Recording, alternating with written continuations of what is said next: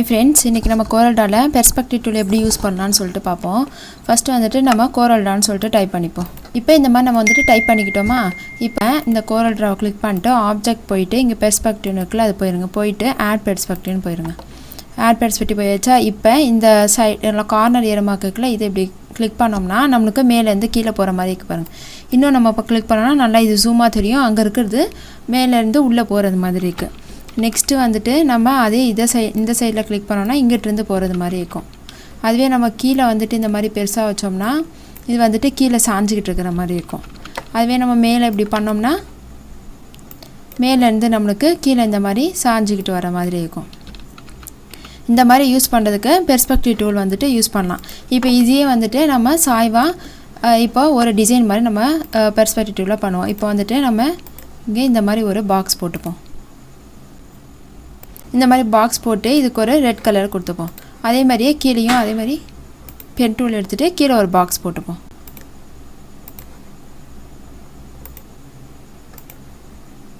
இதுக்கு வந்துட்டு கொஞ்சம் ப்ரௌன் கலர் கொடுத்துப்போம். இது எல்லாத்தையுமே செலெக்ஷன் பண்ணிட்டு ஸ்ட்ரோக் வாங்கலாம்னு கொடுத்துருவோம். இப்போ இந்த CorelDraw இருக்குல இதை இங்கே எடுத்துட்டு வந்து வச்சுப்போம். இதுக்கு வந்துட்டு நம்ம ஒரு ஒயிட் கலர் கொடுத்துப்போம். கொடுத்துட்டு இந்த மாதிரி பெருசாக வச்சுப்போம். இப்போ ஆப்ஜெக்ட் போயிருங்க. ஆப்ஜெக்ட் போயிட்டு பெர்ஸ்பெக்டிவ் போயிருங்க. போயிட்டு ஆட் பெர்ஸ்பெக்டிவ்னு போயிருங்க. போயிட்டு இந்த எட்ஜ் இருக்குல இதை இந்த கார்னரில் வச்சுருங்க. இதை இந்த கார்னரில் வச்சுருங்க. அதே மாதிரி இந்த பாயிண்ட்டை இந்த கார்னர் இதை வந்துட்டு இந்த கார்னரில் வச்சுருங்க. இந்த மாதிரி வச்சாச்சா? இப்போ வச்சுட்டு இதை அப்படியே மூவ் பண்ணி நம்ம கீழே வச்சுப்போம். இந்த மாதிரி வச்சாச்சா? இப்போ இந்த ரெட் கலர் ரெண்டுத்தையுமே இப்படி கிளிக் பண்ணிவிட்டு கொஞ்சம் இந்த மாதிரி பெருசு பண்ணிப்போம். இப்போ இந்த மாதிரி வச்சாச்சா? வச்சுட்டு இந்த CorelDrawல இதை கிளிக் பண்ணிவிட்டு இந்த ஷேடோ இருக்குல்ல இந்த ஷேடோ கிளிக் பண்ணிக்கோங்க. கிளிக் பண்ணிவிட்டு இங்கே ஃப்ளாட் பாட்டம் லெஃப்ட்டுன்னு இருக்கா அதை கிளிக் பண்ணிக்கோங்க. கிளிக் பண்ணிவிட்டு இதை நல்லா இப்படி கீழே இறக்கி வச்சுப்போம். அங்கே அந்த செவுர் மாதிரி அதில் வந்துட்டு நமக்கு ஷேடோ அடிக்கிறது மாதிரி. இப்போ இங்கே பாயிண்ட் இருக்குல்ல இதை வந்துட்டு நம்ம ஒரு 10 வச்சுப்போம். 10 வச்சுட்டு என்ட்ரு கொடுத்துருங்க. இங்கே வந்துட்டு ஒரு 60 வச்சுப்போம். என்ட்ரு கொடுத்துருங்க.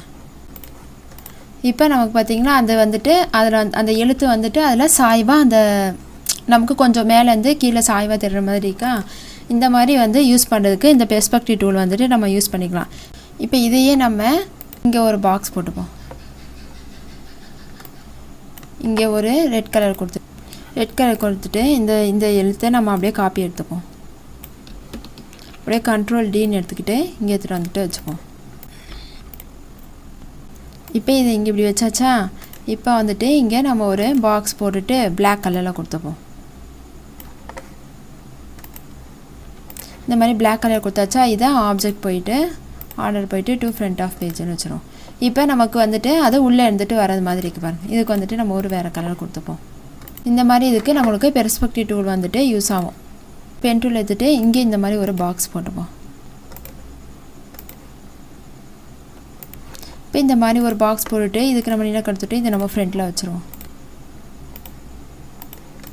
இப்போ பார்த்தீங்களா அது வந்துட்டு அதில் உள்ளே இருந்து நம்மளுக்கு வெளியில் வர்றது மாதிரி ஒரு எஃபெக்ட் கொடுக்கும். இந்த மாதிரி வந்துட்டு நம்ம நிறைய இதுக்கு வந்துட்டு பெர்ஸ்பெக்டிவ் டூல் வந்துட்டு நம்ம யூஸ் பண்ணிக்கலாம்.